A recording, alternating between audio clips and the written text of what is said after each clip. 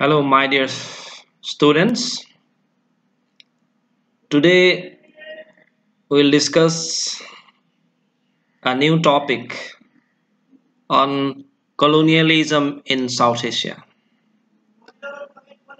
I hope you have already gone through my previous two lecture on imperialism in South Asia and the first one on strategic significance of South Asia. Today I'll deliver another lecture on colonialism in South Asia. In this particular lecture, I'd like to deliberately highlight how the modern imperialist forces which came to this part of the world, means to this South Asia, in different historical circumstances, and how they became successful in establishing colonies in South Asian context.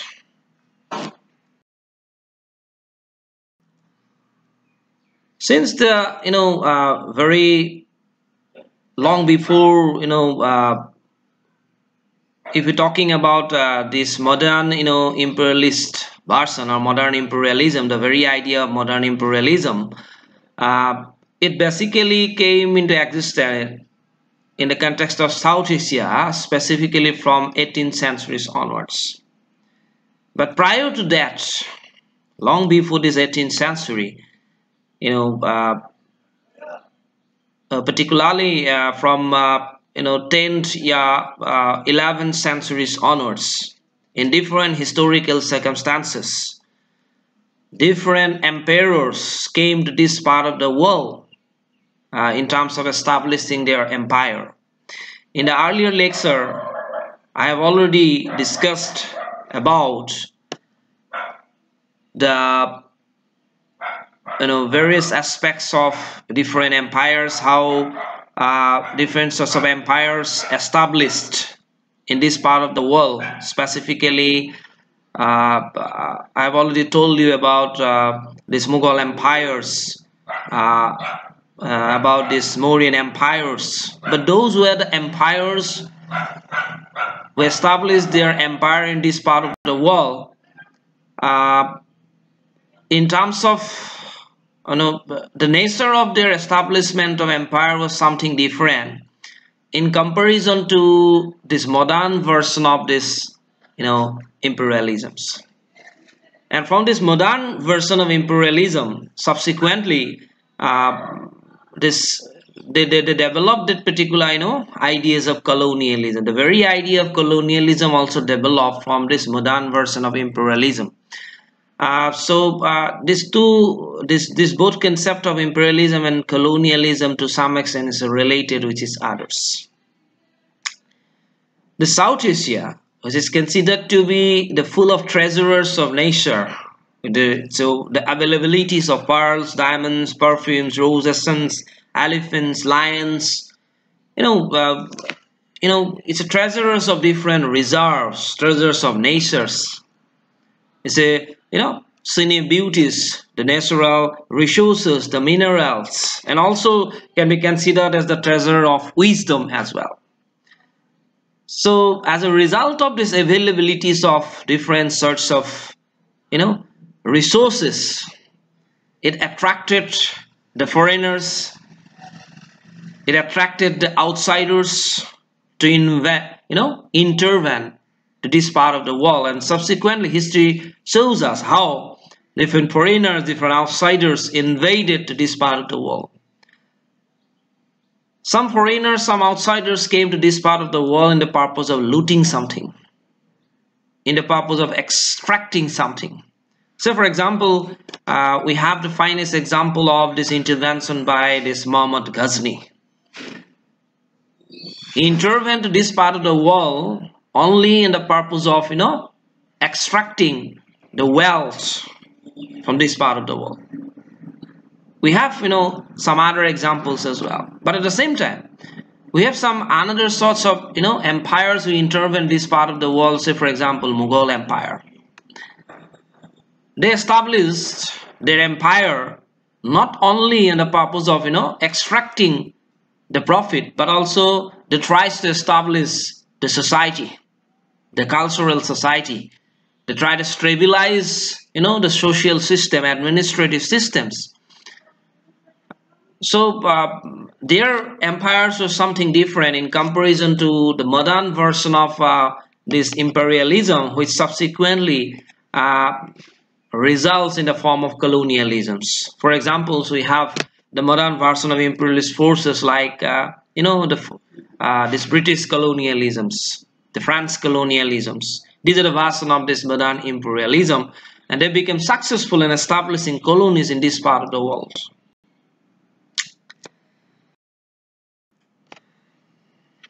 I'd like to start my discussions with a particular quotations. Since my whole analysis specifically concentrates in South Asian context and more specifically Indian subcontinent, so it carries a lot of relevance. It says that Sare jahan se अच्छा ये Hindustan हमारा हम बुलबुले हैं सिके ये गुलसिता हमारा, means better than the whole world is our Hindustan. We are its singing birds. It is our garden of delights. It is expressed by Muhammad Iqbal.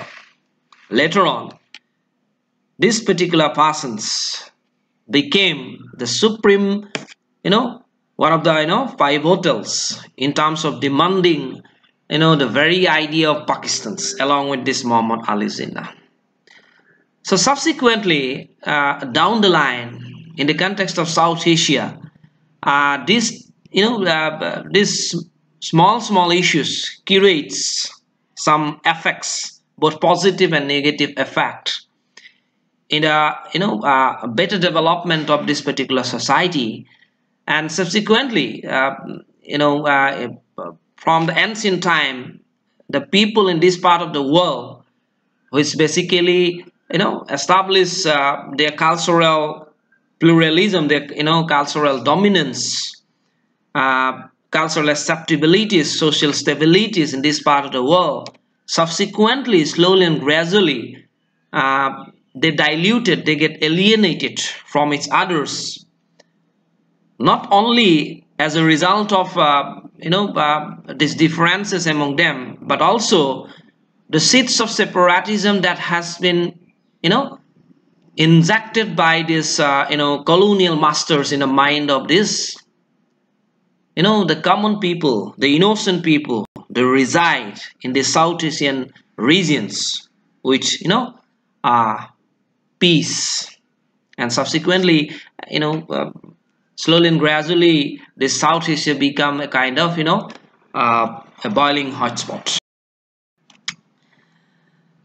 The modern historians specifically, they call the period from the late 19th centuries to the middle of the 20th century as the age of modern imperialisms. That means the late 19th century, that means this most probably this 1850s onwards to the middle of 20th centuries, that may be probably this 1950s. So more specifically, according to the modern historians, from 1850s to this 1850s to this 1950s. Okay, this is considered to be the age of modern imperialisms. But prior to that, if you're talking about in the Indian context, in the Indian subcontinent context, we are under the scars of these colonial masters from 1757 to 1947. So it's a around 190 years we were under this colonial masters. But nevertheless, the modern version of imperialism, if you're talking about the modern version of imperialism, it's basically talking about this particular period from the late 19th centuries to the middle of 20th centuries. And this particular term imperialism was first coined by Benjamin Disraeli in 1872 in the context of the British general election of 1874. the concept, the terminologies, this colonialism, this colonizers, these imperialisms, these are nothing but some sort of, conceptual development that develop as a result of academic discourse analysis. This is a part of discourse analysis. So likewise, this term imperialism was also coined by Benjamin Disraeli in 1872 in the context of the British general elections of 1884. And more accurately, this particular age could be called the age of colonial empires. This age of modern imperialism, which also can be considered as the age of colonial empires. In the second half of the 19th century, this Karl Marx and Friedrich Engels for the first time used the word colonialisms. And Hobson was the first to pick up the term imperialism for criticism from the economic angle. So from this middle of 19th centuries onwards, this debate, these differences of debates, this differences of critical articulation in terms of modern version of imperialism, in terms of colonialisms, they got started. That means there's a kind of academic discourse analysis also developed among the critics, among these academicians, among these intellectuals, among these social scientists, about the development of social science, the development of the society, the development of world politics, specifically from 19th centuries onwards. In a pure sense, colonialism is a demographic concept that signifying the presence of a population in a foreign country. Of course, when a population lives in a country other than its own original country, on terms of the local population, they are usually called aliens or immigrants or minorities. It's only when the foreign population dominates the local population in terms of number of power or both, they're usually called colonizers. So the very concept of this colonialism can be practiced in the context of South Asia, more specifically from the middle of 19th centuries, when these colonizers become politically dominant in this part of the world. If you're talking about in the context of Indian subcontinent, these colonizers become more dominant, more specifically after this, this battle of Buxar and this battle of Plassey. Other than in this Indian subcontinent, they control the rest of the South Asian regions in the 19th century. So from 19th century onwards, this entire South Asia came under this, specifically under British colonialism. Now, this growth of modern colonialisms. By the middle of 19th century, that I have already told you, this middle of 19th century, the United Kingdom that emerged the biggest colonial empire of the world, and British Crown took over the administration of India in 1858. The East India Company. Soon it granted local autonomy to her white colonies, while her financial grip over their economies remained more or less intact. The Netherlands and France had colonial possession in Southeast Asia and Africa. Even the new state of Belgium acquired a colony of Africa's Congo. Immense rivalry for colonial possession in Africa broke out in the last quarter of the 19th century when Germany joined the race. And that subsequently led to the development of this war, this world war, first and second, the 20th centuries that we all know. But the series of development that took place in the 19th centuries, how this Western economic dominant forces become rival to each others, that we have already discussed in my previous lecture in imperialism in South Asia. How these imperial forces, develop their hostilities against each others in terms of possession of capital, possession of wealth, possession of raw materials, and many more things. So this middle of 19th century, this part of the world, slowly and gradually, this modern version of colonialism developed when these imperialistic forces, try to capitalize their capital formulations, try to maximize their benefit.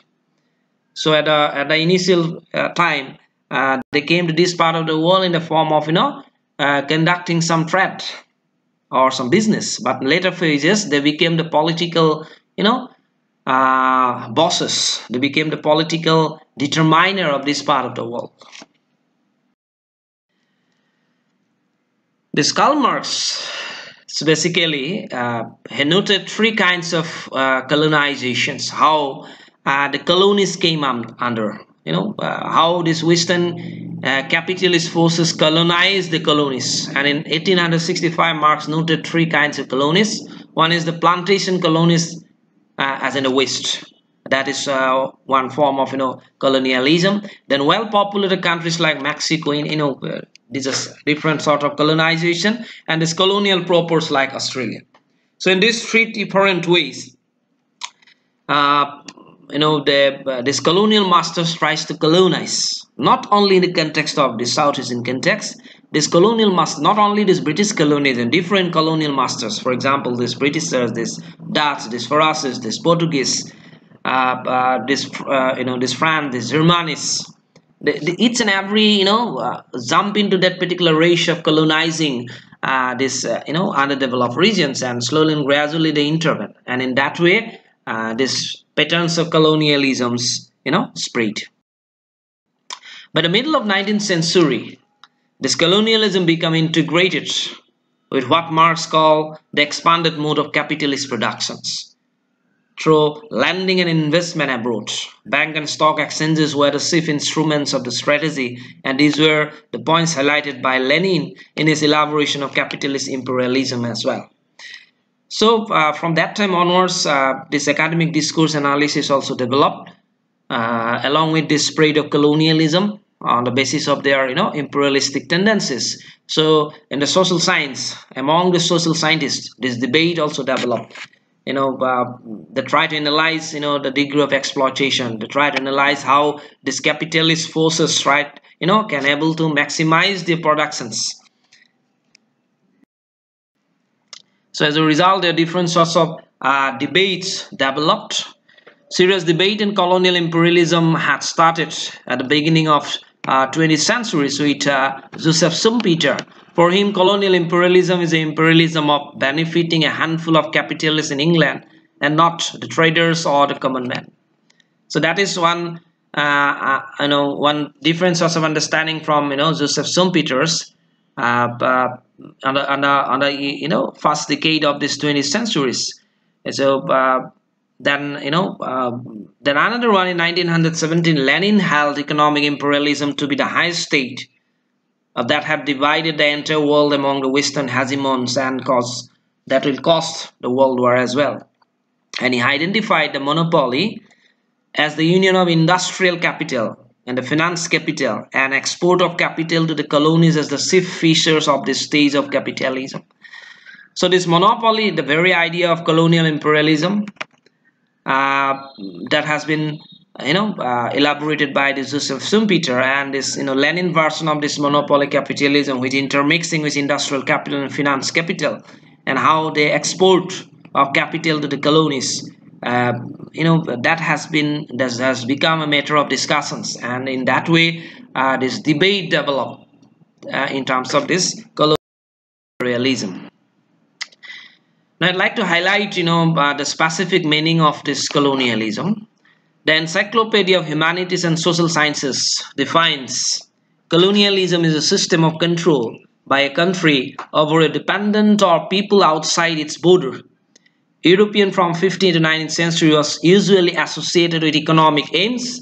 It was linked with the imperialism of the new nation state and governed by the economic policies of mercantilism. So it's a definition provided by Encyclopedia. It's basically talking about the control of the dominant country over the dependent countries, and subsequently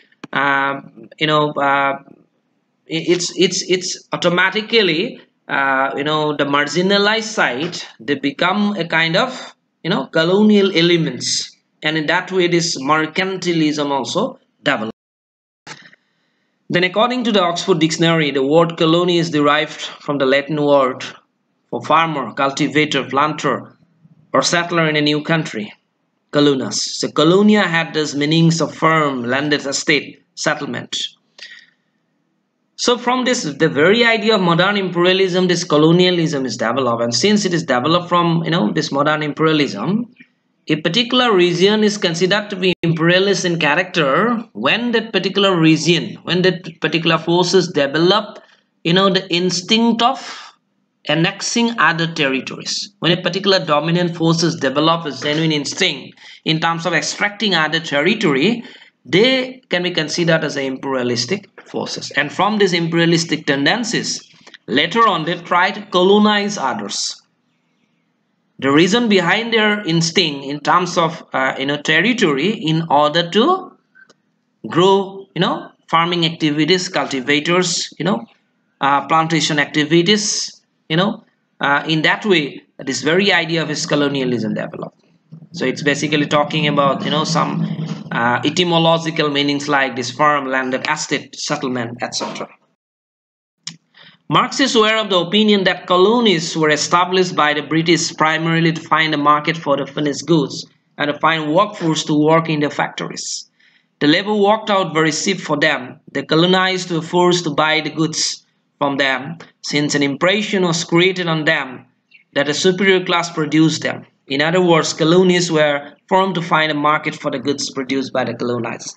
These things I have already discussed in my previous lecture in Imperialism in South Asia as well. Again, I'd like to highlight the reason behind, the simple logic behind this spread of colonialism in different parts of the world and also in South Asia is that of using this region, these backward regions, as their region of draining the raw materials.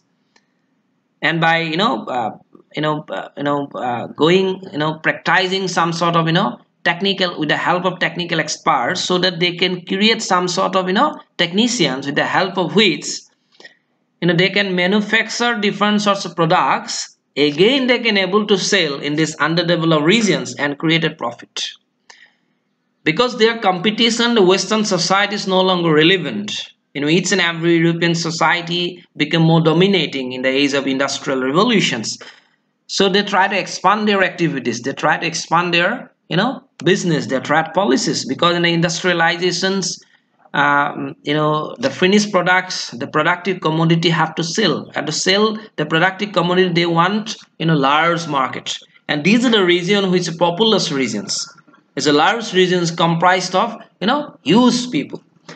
So they try to grab in those market. So from that particular point of as well, they try to establish colonies. So from Marxist viewpoint as well, it can be this colonialism is considered to be a kind of it's nothing but it's a creation of it's a result of this free market. It's a result of using these regions as a the region of exporting raw materials, and it's considered to be a market so that they can sell their finished products. So that's why it is considered to be colonies. But at the same time, as against this Marxist analysis, Albert Memmi contradicts this view, and he is of the opinion that economy or material gain may not be the only objective behind colonizations. That is also true, because only not all these Britishers came this part of the world. They have this, though they have their this economic tendencies, economic policies, economic gain, economic objective, but at the same time they also have some other objectives as well. So in that way this debate arises among the critics in terms of this modern imperialism or this this KRS Iyengar is of the opinion that colonialism is made possible by the fact that one race has a better mastery of the arts of war and peace than another, and hence is in a position to impose its domination over the inferior. That I have already Then again, this Nirat Chaudhuri observes the challenge before the British was to create an open society in order to order of the mind. Their opportunity was to make India an extension of the Western world, and in this process, India also extended its cooperation. G.N. Device says that the British colonial period in India was a period both of confrontation and collaboration, and willing participation recurs with an amazing frequency all through the history of the British colonial rule in India.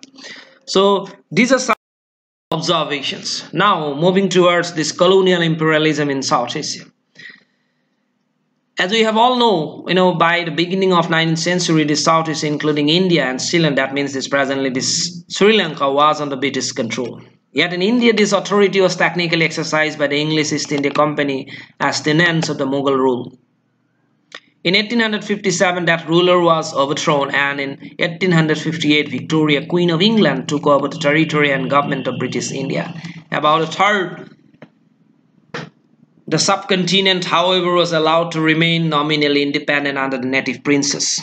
In 1877, Queen Victoria was proclaimed the Empress of India and princely brought under the paramountcy of the British Crown. So these are some sort of narratives. But we all know about how this colonialism expanded in South and more specifically Indian subcontinent.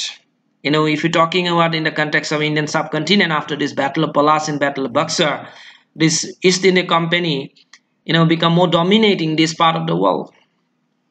But the political dominance, the absolute political supremacy of this British Parliament came to this part of the world only after this 1858 Queen's proclamations. That means in 1857, after the Sepoy mutinies, finally the British Parliament took over the SARS, and through this Queen's proclamations, and the future of India depends on the wishes of this British Parliament from this 1858 onwards. So we all know about this historical development and how this colonial masters became successful in consolidating colonialism in this part of the world. And for that you can go through different sorts of books. I do believe that you all have this soft copy of this book, namely Modern South Asia by Sugata Bose and Ayesha Jalal. It is available in Google Scholars and everywhere. You can download it, and if you cannot, I'll also provide you. This is the soft copy of this book. So the history of this colonialism, about the history of colonialism in South Asia, if you go through this particular book of Ayesha Jalal and Sugata Bose, you might develop a kind of idea how colonialism spread historically. This coastal salient, that means the Sri Lanka, was occupied by Dutch in 1796, the island and the inland in 1815. Between these years, Ceylon was administered as a part of the Madras in 1815. It was turned into a crown colony, while India was regarded as the jewel of the crown by the British because of India's vast and various economic resources. Ceylon was developed essentially as a plantation colony. So there are some standardizations. According to these colonial forces, they give different numerical rankings to different colonies on the basis of their availability of resources. So in that way, for British colonialism, Indian subcontinent is considered to be paramount on the basis of available resources, and that is why it's the jewel of the crown by the British. It's regarded. By large part of her territory was, however, annexed to British India in 1886.